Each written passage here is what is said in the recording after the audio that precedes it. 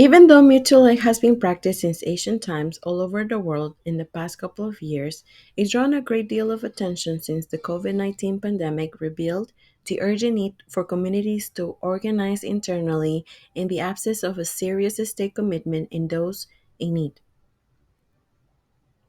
With a rich history, Newark has been known for its resilience, unity, and a spirit of mutual aid. In order to encourage a better understanding of community support and its success, we examine historical instances of mutual help and how they relate to current issues. The core argument of this project is that understanding Newark's history of mutual aid can provide valuable insights into addressing contemporary challenges, particularly those related to food insecurity and access to clean water. By tracing the roots of mutual assistance in the city, we can draw inspiration and lessons to inform the efforts of organizations like Pantry Run, now Pantry Plus, and Newark Water Coalition. Mutual aid history. Peter Kropotkin is sometimes called the founder of mutual aid despite the fact that most people involved in contemporary mutual aid projects have never read his work, and despite the fact that Kropotkin himself identified the origin of mutual aid within biological life itself and called attention to the fact that indigenous societies practiced mutual aid long before he theorized about it. Mutual Aid Newark Beginnings. The short film titled With No One to Help Us showed us the efforts of a group of poor and working class mothers in Newark's South Ward to organize a food buying club. This was the earliest attempt documented to form mutual aid in the city of Newark in 1967.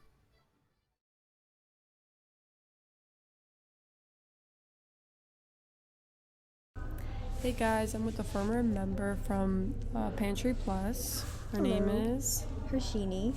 and today we're going to talk a little bit about what they do and, yeah, basically about the resources that we have at Rutgers. So, what is the Pantry Plus? So the Pantry Plus is a free resource that Rutgers give out to students, and you can make any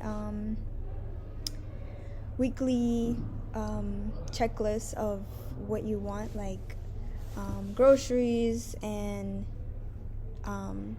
period products. So, how does a mutual aid food pantry involve the community in its operations? So we involve our community by having more events, resources, club events. We involve clubs in these events. Like we had like a cereal drive this semester, and it was really cool because a lot of people turned out, and the prize was like $1,000 if wow. you guys bringing a certain number of cereal boxes. So, can you share information about any upcoming community events or gatherings related to the food pantry? I would love to. We have one coming up of our farmers market every once a month. We have a. It's not a. We don't have a specific date, or I can't recall a specific date. Is it like monthly? It's a monthly thing. Okay, that's fine. What is the process for individuals or families to become actively involved in the mutual aid efforts? So is it like just Rutgers, or can like other people participate in it? I feel like it's just Rutgers, and it's good because it's just Rutgers because like It's college based Yeah. almost? Yeah, okay. Do you guys And- do anything else other than like providing for students? no, I think it's mostly based Mostly on college? Okay, okay. Yeah. Do you have a system of skill sharing or resource exchange within the community? What do you mean, like with that I gained through the pantry? Yeah. I say yes. I've learned community, like love, like let me explain. Like Yeah, of course. so basically, like the way my coworkers are at the pantry, we're so like loving, understanding, resources, because like people will come in. Like I would give an example. A good example would be like women coming into the pantry and like they need a single period product. You would understand it from that point of view that they need something that they don't have. Yeah. And it's like it's amazing that you could provide them with that Yeah. resources. So, how can volunteers get involved in decision-making processes within the mutual aid food pantry?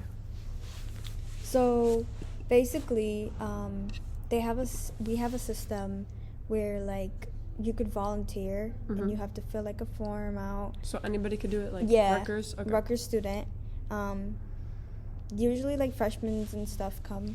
We have a lot of volunteers. They really help us out because we need support. How does the Pantry Plus foster ensure the diverse community needs are met? So basically, we know that everybody has their own need, their own circumstance, and we at the pantry know that too. And we try our best to help them out in their situation. Well, thank you so much. And yeah, I would like to sign up for these programs. They sound fun and nice and wholesome. I hope you will.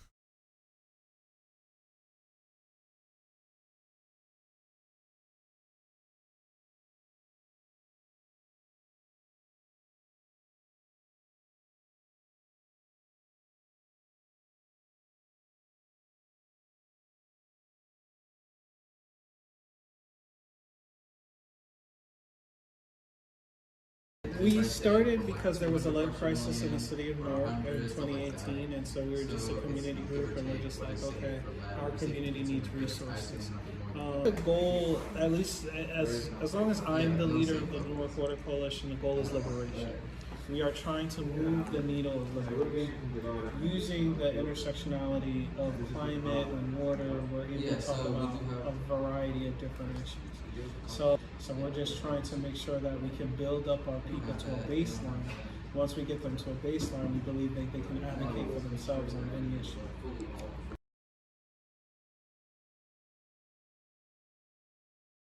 I will say 80% of the Water Coalition, like the members, are all community members in the city of Newark. So I think that's like, when I look at community, people think, oh, that means like everybody that lives in your city, but I don't see it that way.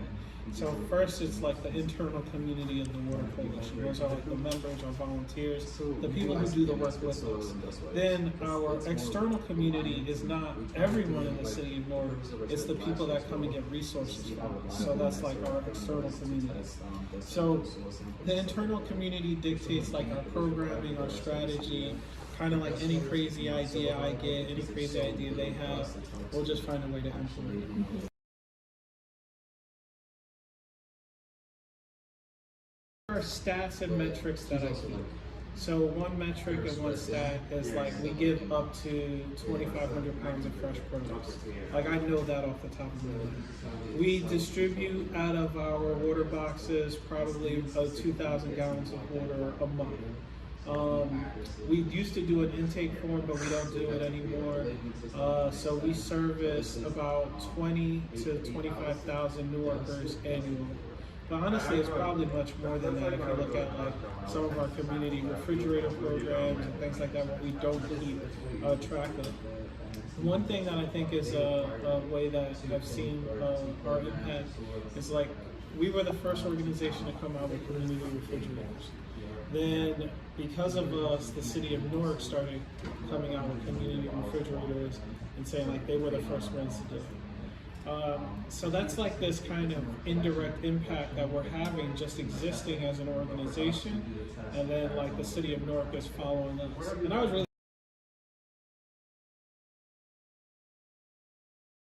COVID-19 did a lot of different things, right? And so it became more of, I think mental health became more of an issue for me, of recognizing that within our membership and really pouring into the internal community and figuring out, okay, like, I understand we have to do the work externally, but a lot of things need to happen internally. So we started doing things like Monday Fun Days, started doing lunch at Distro, just everything to build the internal community of the Water Coalition. Mutual aid significance. The significance of mutual aid is a fundamental approach where communities support each other voluntarily, fostering solidarity and resilience.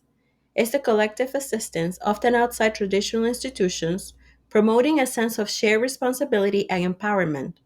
The community of Newark uses mutual aid to address needs that were and still are overlooked, reinforcing community bonds and challenging governmental structures.